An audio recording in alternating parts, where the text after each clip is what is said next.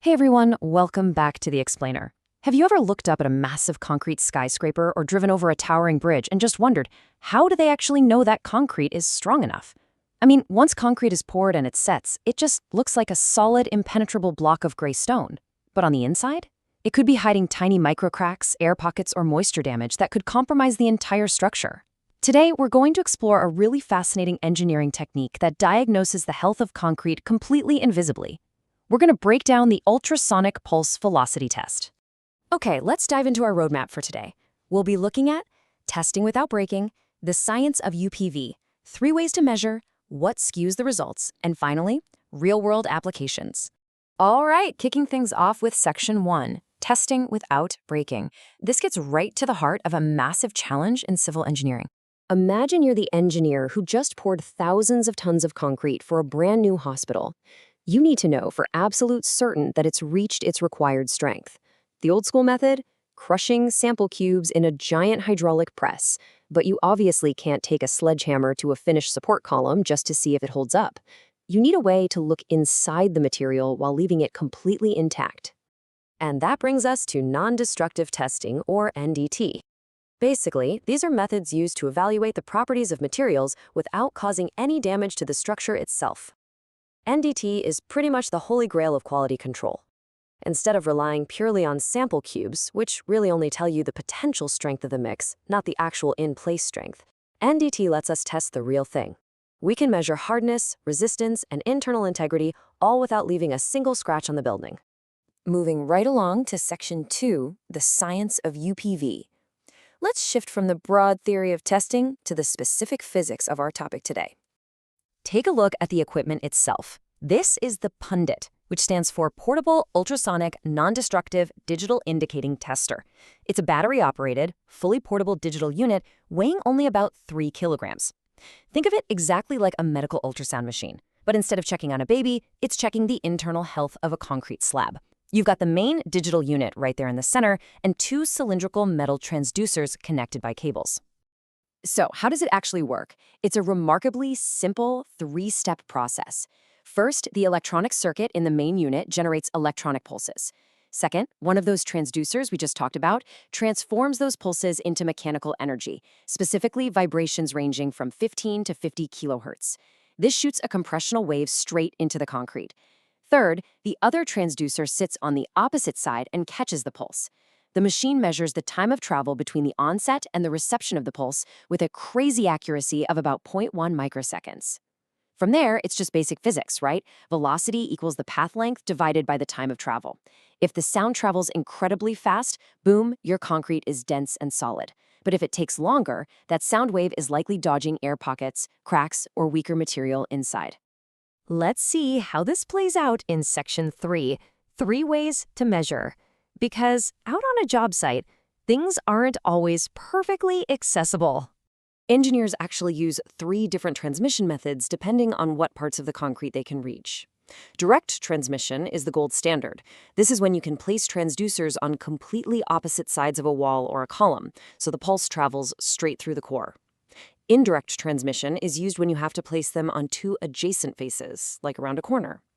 And finally, surface transmission is what you use when you only have access to a single flat side, like a massive floor slab. In that case, the transducers are placed next to each other, measuring the wave as it travels along the top layer. Now let's look at Section 4. What skews the results? Like any scientific measurement in the wild, there are a few villains in our story that can totally mess with our ultrasonic data. The first villain? Moisture. If you test a piece of air-dried concrete and then test the exact same piece when it's fully saturated with water, the results are going to change because sound actually travels really well through water. The pulse velocity in saturated concrete is typically about 2% higher than in dry concrete, and this is especially true for low-strength concretes, which tends to be more porous and holds a lot more water. Temperature also plays a huge role, especially extreme cold. When the temperature drops below freezing, the free water trapped inside the concrete's pores freezes solid into ice. And since ice is a solid, it transmits these mechanical waves much faster than liquid water or air. At -4 degrees Celsius and below, engineers have actually seen a massive 7.5% increase in pulse velocity. If you don't correct for those freezing temps, you might mistakenly think the concrete is way stronger and denser than it actually is. But the absolute biggest variable of all is what's buried inside almost all modern concrete: steel rebar. So the crucial point is this: steel acts like a superhighway for sound. It transmits ultrasonic pulses 1.2 to 1.9 times faster than plain concrete.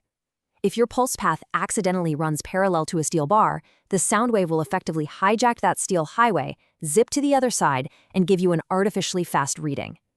Engineers have to be super careful to map out their paths to avoid the rebar, or apply some complex mathematical correction factors if it's completely unavoidable.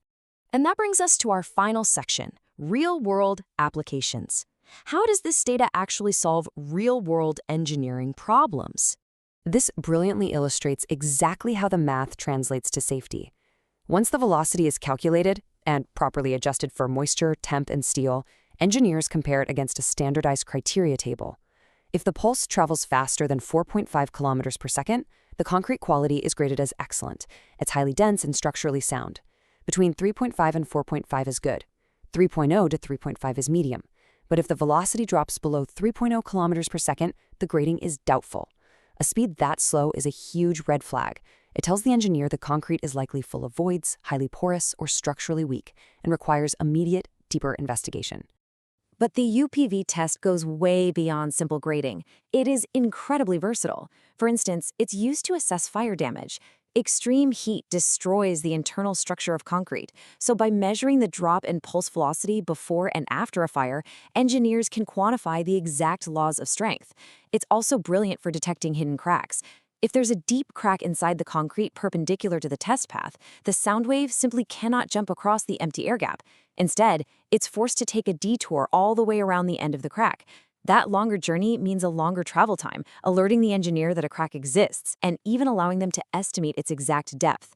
Finally, it quickly determines early setting characteristics and evaluates how well concrete stands up to cycles of freezing and thawing over the years. Which leaves us with this final thought. Next time you're sitting in a modern high-rise, walking through a concrete tunnel, or parking in a multi-story garage, take a moment to think about this invisible world of non-destructive testing. Consider how, long before you ever step foot inside, engineers may have fired high-frequency, invisible sound waves right through the walls around you, literally listening to the whispers of the stone to ensure that the structure standing over you is perfectly, undeniably safe. Pretty amazing, right? Thank you for joining me on this explainer. Keep learning, keep questioning, and I'll catch you next time.